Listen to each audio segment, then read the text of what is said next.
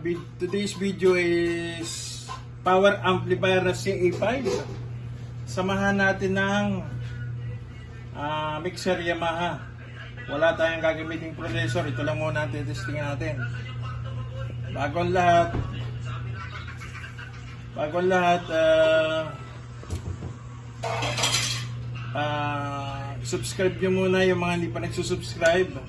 Pahit na rin yung notification bell para lagi kayong updated sa ating mga na-upload na mga video.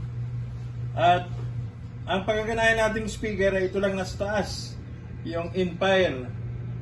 Yan, dalawa. Gagamitin natin na ay speak on. Kasi power amplifier ito, di gamitin natin speak on. Tapos ito lang gagamitin natin, Elixir Male at saka Mono PL para sa mixer, at saka ito ay para sa power amplifier na CA5 natin. Ang ating gagamitin ay USB. Yan. Simulan na natin.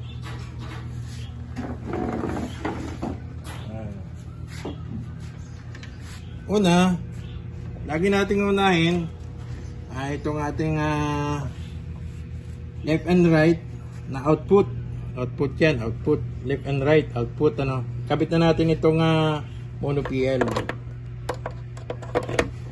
Tapos syempre, ang kasunod nito ay itong ating Elixir Male dito sa likod, yan, ng ating yan, A and B, left and right na sa power amplifier natin ikakabit dito sa CA5. Yan. Then ikabit na rin natin yung speaker na speak on na itong ating Inpire na station natin patutunugin kasi mababa lang ang watts nun dahil yun ay nasa 450 o 500 kasama ng tweeter.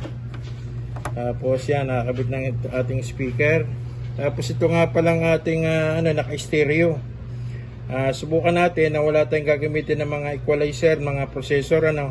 Ang gamit lang natin ay itong ating mixer Yamaha 4 channel. I-ano na natin, hindi na natin pahabain ating sound check. I-on na natin ang ating yan. Dahil ito lang naman, tsaka ito, yan.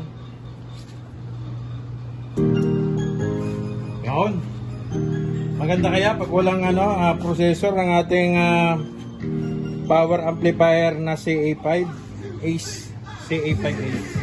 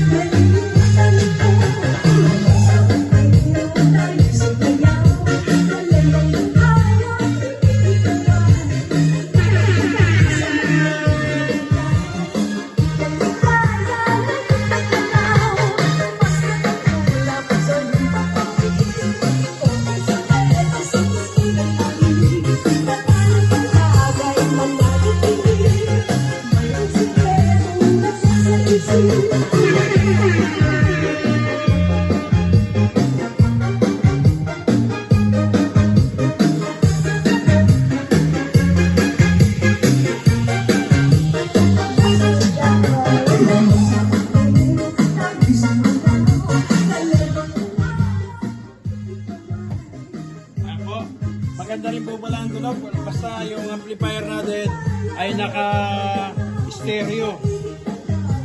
Tapos gagamitin natin, ito na yung mag-adjust sa mga tweeter, ng mid, ng high, at saka ng low.